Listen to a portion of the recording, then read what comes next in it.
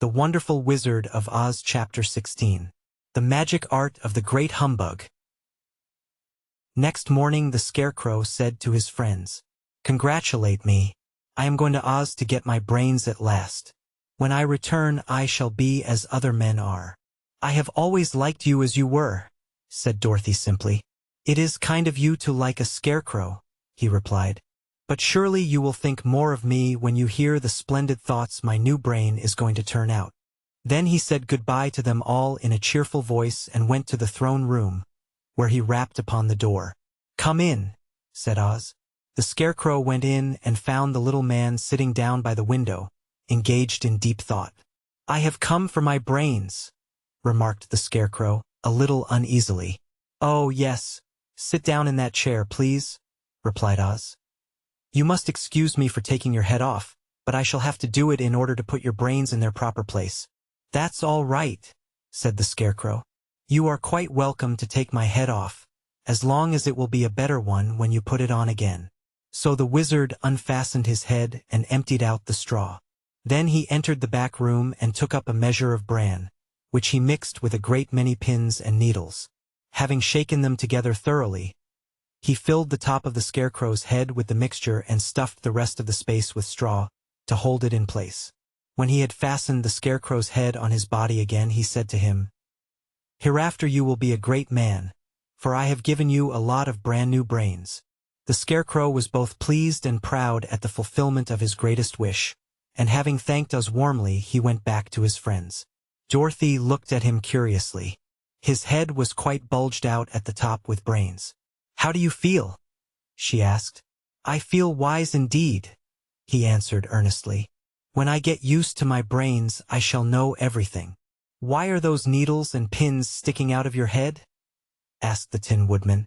"That is proof that he is sharp," remarked the Lion. "Well, I must go to Oz and get my heart," said the Woodman. So he walked to the throne room and knocked at the door.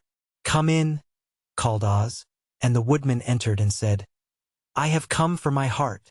"Very well," answered the little man, "but I shall have to cut a hole in your breast, so I can put your heart in the right place. I hope it won't hurt you." "Oh no," answered the Woodman, "I shall not feel it at all." So Oz brought a pair of tinsmith shears and cut a small, square hole in the left side of the Tin Woodman's breast. Then, going to a chest of drawers, he took out a pretty heart, made entirely of silk and stuffed with sawdust. "Isn't it a beauty?" he asked. "It is, indeed," replied the Woodman, who was greatly pleased. "But is it a kind heart?" "Oh, very," answered Oz. He put the heart in the Woodman's breast and then replaced the square of tin, soldering it neatly together where it had been cut. "There," said he. "Now you have a heart that any man might be proud of. I'm sorry I had to put a patch on your breast, but it really couldn't be helped." "Never mind the patch," exclaimed the happy Woodman. "I am very grateful to you, and shall never forget your kindness." "Don't speak of it," replied Oz. Then the Tin Woodman went back to his friends, who wished him every joy on account of his good fortune. The Lion now walked to the throne room and knocked at the door. "Come in," said Oz. "I have come for my courage," announced the Lion, entering the room. "Very well," answered the little man. "I will get it for you." He went to a cupboard and, reaching up to a high shelf, took down a square green bottle, the contents of which he poured into a green gold dish, beautifully carved.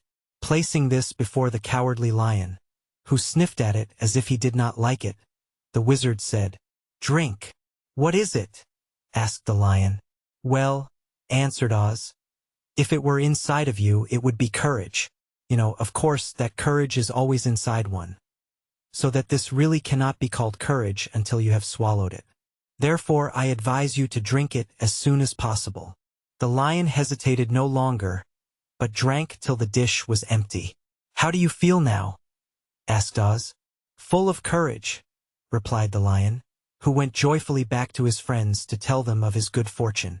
Oz, left to himself, smiled to think of his success in giving the Scarecrow and the Tin Woodman and the Lion exactly what they thought they wanted. "How can I help being a humbug?" he said, "when all these people make me do things that everybody knows can't be done?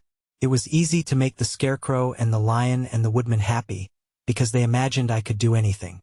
But it will take more than imagination to carry Dorothy back to Kansas, and I'm sure I don't know how it can be done.